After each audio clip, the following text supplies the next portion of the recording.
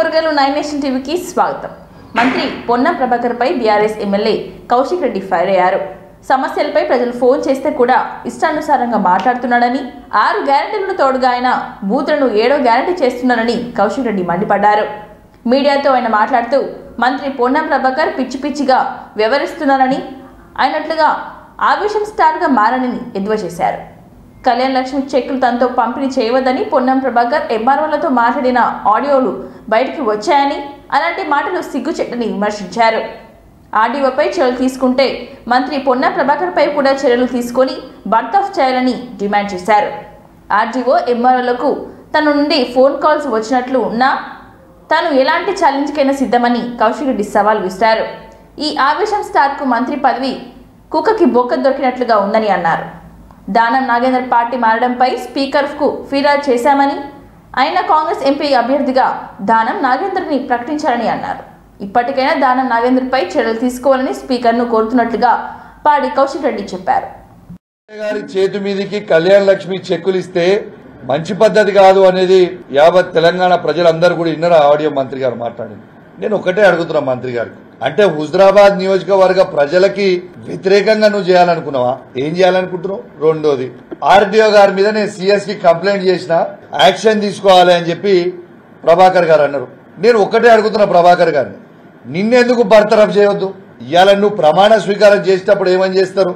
రాగ ద్వేషాలు లేకుండా మేము చేస్తామనేది కదా ప్రమాణం చేసింది. మరి చేసినప్పుడు ఇది తప్పు కదా నువ్వు చేసింది, నేను ఎందుకు బర్తరఫ్ చేయొద్దని నేను అడుగుతా ఉన్నాను. నేను పొన్నం ప్రభాకర్ గారికి కరీంనగర్ గడ్డ మీద నుంచి ఛాలెంజ్ విసురుతా ఉన్నాను. ఎందుకు అమాయకుడైన ఆర్డీఓ గారిని, ఎంఆర్ఓ గారిని ఎందుకు బలి చేద్దాం అనుకుంటున్నావు? నేను ఛాలెంజ్ కడుతున్నా నీకు. ఆర్డీఓ గారికి నాకు ఒక్క ఫోన్ కాల్ ఉన్నా కూడా గవర్నమెంట్ మీదే తీసుకోండి, ఒక్క ఫోన్ కాల్ కూడా ఉన్నా దేనికంటే దానికి ఛాలెంజ్. మీరు నాకు ఈ ఆడియో లీక్ అయింది నీ ఆఫీస్ నుంచి ఆడియో లీక్ చేసారు. నీ ఆఫీస్ లో ఏం జరుగుతుందో నీకు తెలియకపోతే అమాయకులైన ఆర్డీఓ గారిని, ఎంఆర్ఓ గారిని బలి చేసుడేంది? ఇలా ఖచ్చితంగా నేను కూడా డిమాండ్ చేస్తా ఉన్నాను. ఎటు పరిస్థితుల్లో పొన్నం ప్రభాకర్ గారిని ఖచ్చితంగా బర్తరఫ్ చేయాలని నేను కూడా డిమాండ్ చేస్తా ఉన్నాను. ఎందుకంటే ఇది ఆయన మాట్లాడేది, ఆయన ప్రమాణ స్వీకారం చేసిన దానికి దీనికి సంబంధం లేకుంటున్నది కాబట్టి ఖచ్చితంగా పొన్నం ప్రభాకర్ గారిని ఇలా బర్తరఫ్ చేయాలని కోరుతా ఉన్నాను. నిన్న కూడా ఇలా ఈయనకి ఎట్లయిపోయిందంటే, ఈయనకొకటి పెడదామనుకుంటున్న పేరు పొన్నం ప్రభాకర్ గారికి ఇవాళ నుంచి ఆవేశం స్టార్. ఈ ఆవేశం స్టార్ కి నిన్న కూడా మీకు ఒక ఆడియో వినిపిస్తా, ఇప్పుడు యావత్ తెలంగాణ ప్రజలు వినాలే, ఇలా వినిపిస్తా. నిన్న ఒక తిరుపతి గౌడని హుస్నాబాద్ లో అమనగుర్తి నుంచి ప్రజలు ఫోన్ చేస్తే ఒక్కసారి ఇది మీరు వినాలి ఆడియో. ఆయన మాట్లాడే మాటలు, ఆయన బూత్ పురాణాలు ఒక్కసారి మీరు వినాలని, మీ ద్వారా యావత్ తెలంగాణ ప్రజలందరూ కూడా వినాలని కోరుతా ఉన్నాను. ఇది చూడండి ఒకసారి.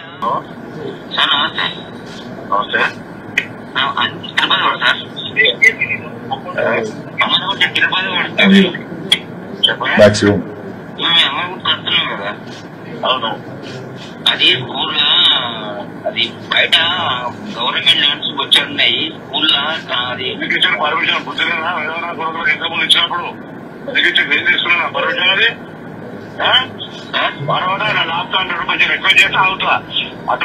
పెద్దశంకరపేట మండలం కేంద్రంలోని పేటాపట్నంలో పాత బస్టాండ్ వద్ద నుండి మార్కెట్ వెళ్లే దారిలో రామన్న చికెన్ సెంటర్ వెనుకాల నుండి డ్రైనేజీలు చాలా దుర్గంధంగా మారింది.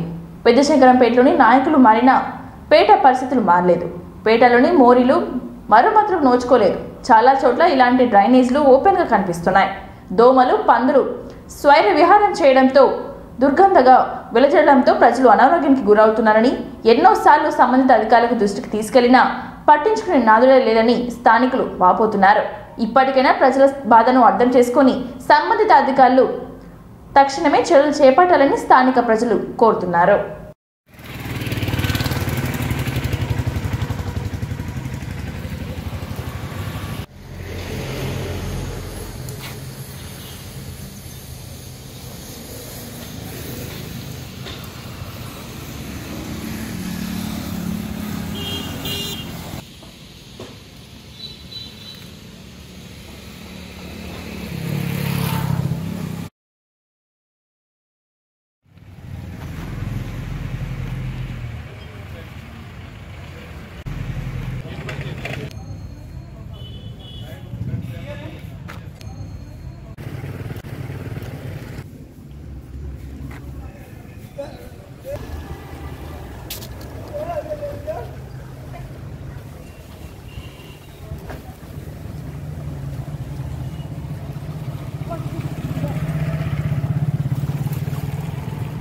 మంచిగున్న మోరీని మొత్తం ఖరాబ్ చేసేది.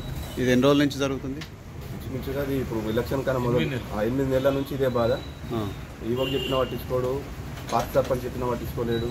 ఆ దోమలు, పందులు, దుర్గంధం, ఆ వాయిస్కు పక్కకున్న ప్రవీణ్ కూడా జ్వరం వచ్చింది. ఇట్లా నడుస్తున్నా కానీ ఇంతమంది ఇంత ఒక ఎన్నిసార్లు పోయినాం? 5-6 సార్లు గ్రామ అధికారుల దగ్గరికి వెళ్ళిండ్రా? 5-6 సార్లు చెప్పినాము.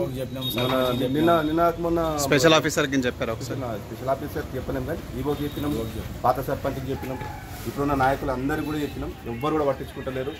అది ఎంత దరిద్రంగా ఉందంటే ఒక చౌరస్తల, మెయిన్ చౌరస్తా శంకరంపేటకు, అది గుండకాయ లాంటి చౌరస్తల ఇంత దరిద్రంగా ఉందంటే వాళ్ళు ఏం చేస్తున్నారో అర్థం చేస్తున్నారు. వెంటనే వాళ్ళ ఈవోకి కానీ డిపిఓకి కానీ స్పందించి మోరీని కంప్లీట్ చేయాలని అందరం కలిసి కోరుతున్నాం. ప్రత్యక్షంగా 3-4 సార్లు చెప్పి చూసినాం. అందుకోసమే ఇప్పుడు మీడియా ముఖంగా మీకు అందరికి మీ ద్వారానైనా వాళ్ళు వాళ్ళ కళ్ళు తెలుసుకుంటే ఆ మోరీని కంప్లీట్ చేస్తారని కోరుకుంటున్నాం. ఇంకేమైనా కంప్లైంట్స్ ఉన్నాయి గల్లీలో? ప్రజెంట్ అయితే ఈ ఒక సమస్య క్లియర్ అయిపోయినా ఇంకో సమస్య గురించి చెప్తాను. దోమలు, ఇప్పుడు మీరు డాక్టరే కదా, మీకు తెలియదా దోమలతో ఎన్ని సమస్యలు? దోమలతో మలేరియాలు, డెంగ్యూ చాలా మందికి వస్తున్నాయి. కానీ నేను వస్తూ ఉంటే కూడా ఇక్కడ చాలా స్మెల్ వచ్చింది, అందుకే ఇక్కడ బ్రేక్ చేసి అయితే పందులు కొరుతాయి. అవును, ఇందాక చూసా పందులు బాగానే ఉన్నాయి అందులో. ఓకే,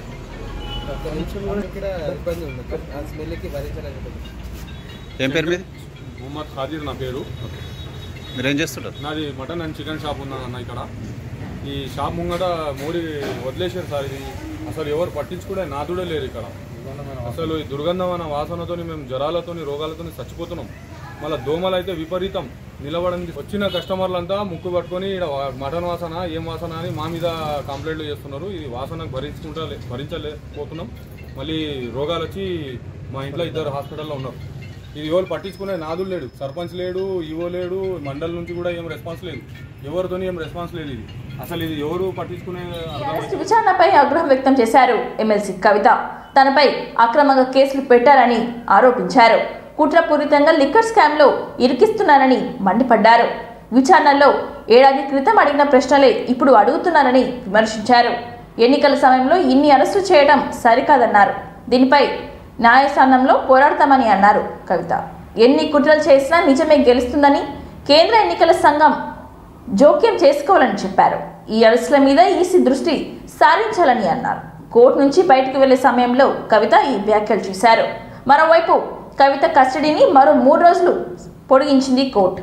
కేజ్రీవాల్ అరెస్టు తర్వాత ఇద్దరిని కలిపి విచారించవలసిన అవసరం ఉందని కస్టడీని పొడిగించాలంటూ పిటిషన్ దాఖలు చేసింది ఈడీ. ఈ వాదనలతో ఏకీభవించిన కోర్టు కవిత కస్టడీని మరో 3 రోజులు పొడిగిస్తూ ఉత్తర్వులు జారీ చేసింది. केजरीवाल के अरेस्ट पे कुछ कहेंगे? इलेक्शन के टाइम पे इतने सारे पॉलिटिकल अरेस्ट करना गलत बात है. ECI should intervene. ECI should definitely intervene and protect the democracy in this country. Election के बीचों बीच इतने पॉलिटिशियन पर क्यों हो रहा है अरेस्ट? जनता को भी सोचनी चाहिए ना.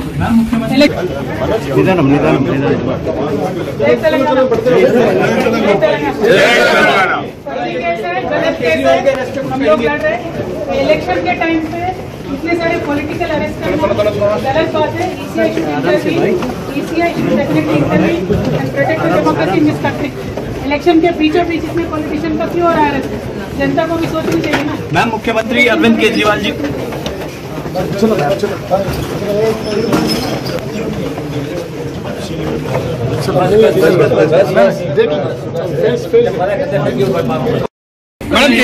मैडम केजरीवाल के अरेस्ट पे कुछ कहेंगे?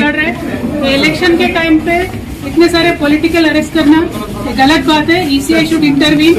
ECI should definitely intervene and protect the democracy in this country. Election के बीचों बीच इतने पॉलिटिशियन पर क्यों हो रहा है? जनता को भी सोचनी चाहिए ना.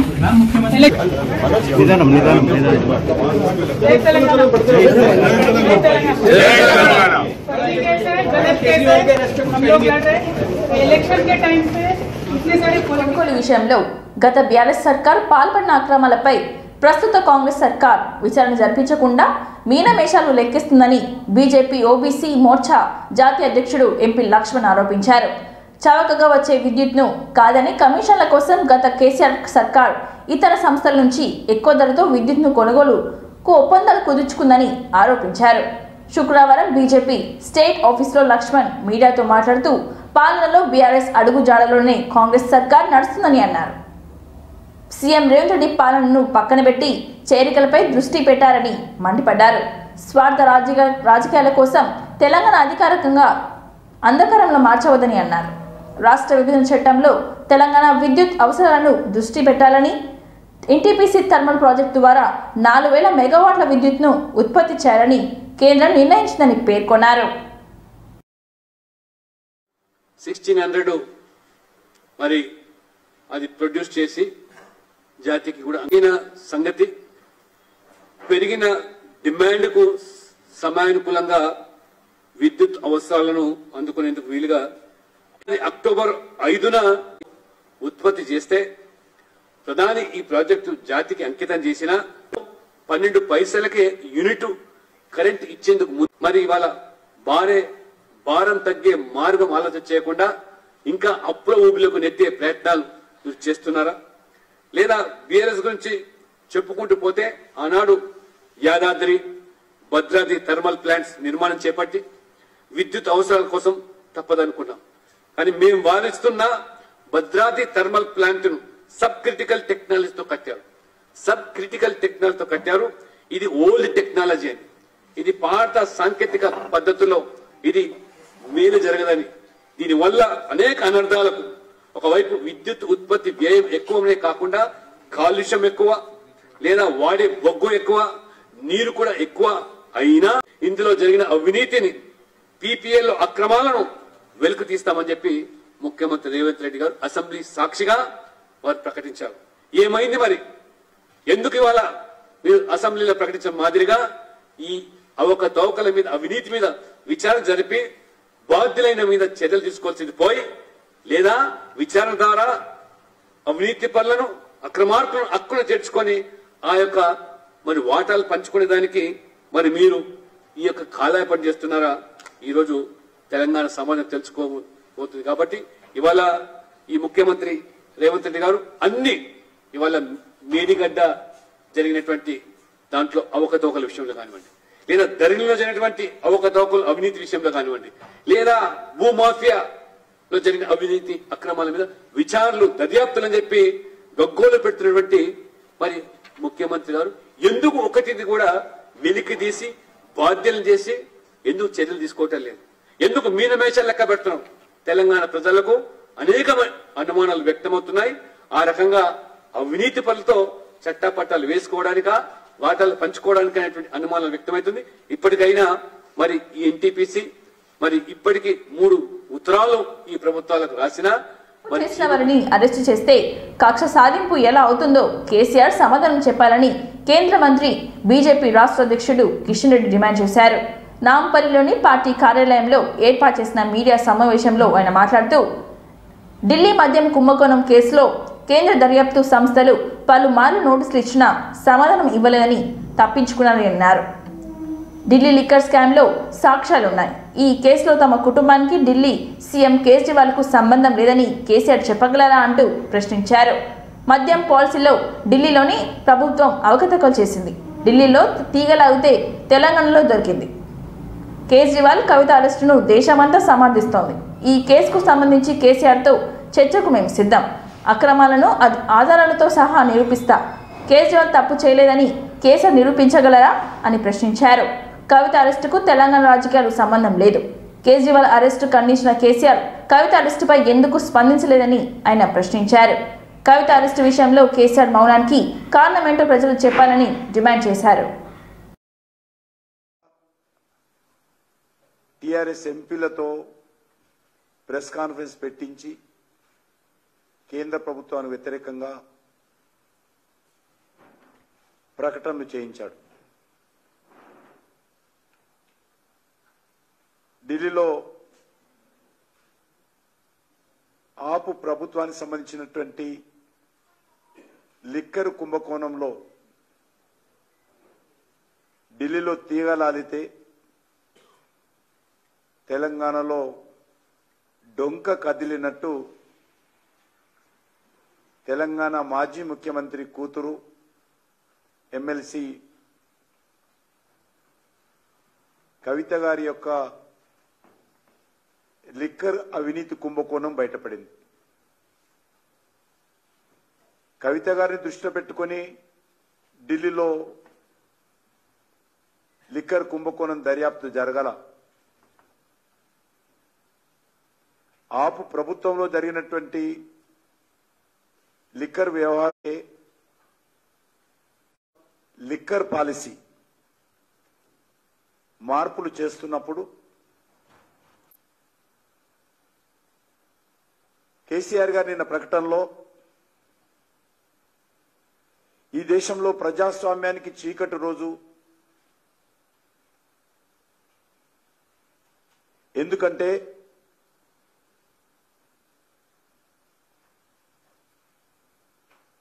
ఒక ముఖ్యమంత్రిని అరెస్ట్ చేయడము ఒక బ్లాక్ డేగా ఈరోజు కేసీఆర్ గారు వక్రీకరించారు.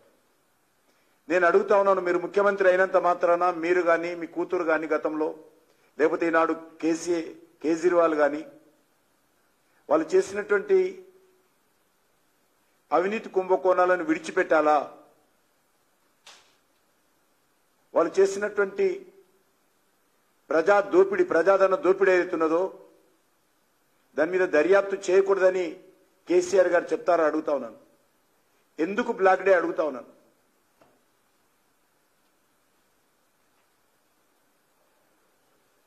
వాస్తవంగా ఇది బ్లాక్ డేనే. ఇలాంటి ముఖ్యమంత్రులు లిక్కర్ వ్యవహారంలో కోట్లాది రూపాయలు దోపిడీ చేయడము నిజంగా బ్లాక్ డేనే. ముఖ్యమంత్రి కుటుంబ సభ్యులు లిక్కర్ వ్యవహారంలో ఒక దిక్కు లిక్కరు పంపించి ప్రజల రక్తం తాగుతూ దాని ద్వారా వచ్చేటువంటి డబ్బుతో అవినీతికి పాల్పడము నిజంగా బ్లాక్ డేనే. అసలు ఇలాంటి అవినీతి పరులు ముఖ్యమంత్రులు, మంత్రులు, ప్రజాప్రతినిధులు కావడం కూడా బ్లాక్ డేనే.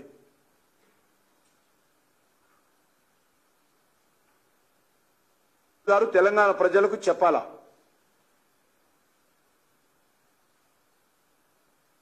మాజీ ముఖ్యమంత్రి గారు క్షమించాలి,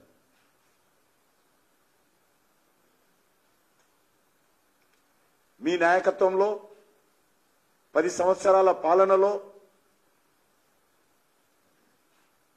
బంగారు తెలంగాణ పేరుతో మీ పాలనలో మద్యాన్ని ఏరులై పారించి తద్వారా ట్యాక్స్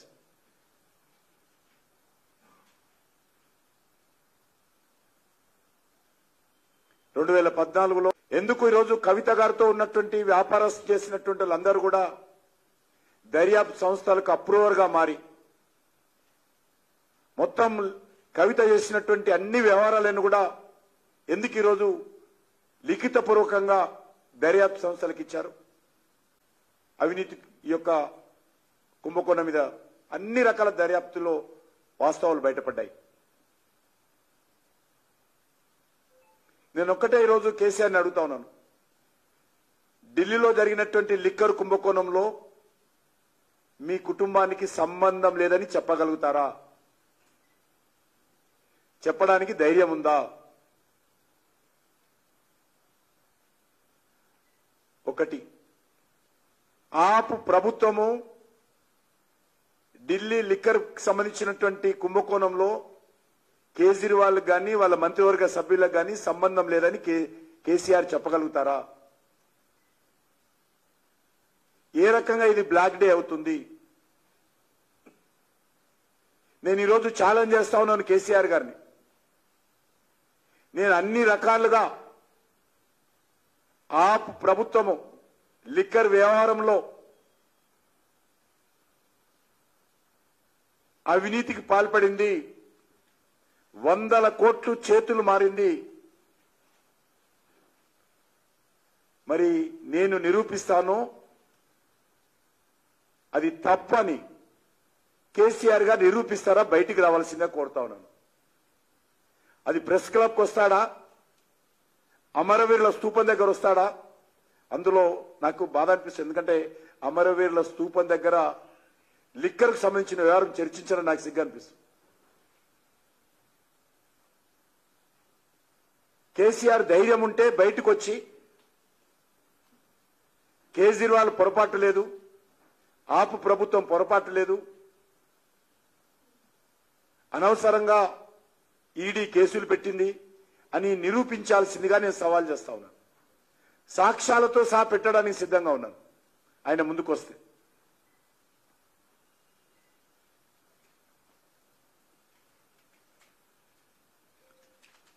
అవినీతికి వార్తలు సమాప్తం. మరిన్ని వార్తలతో మళ్ళీ కలుద్దాం. చూస్తూనే ఉండండి ఓరుగల్లు 9 నేషనల్ టీవీ.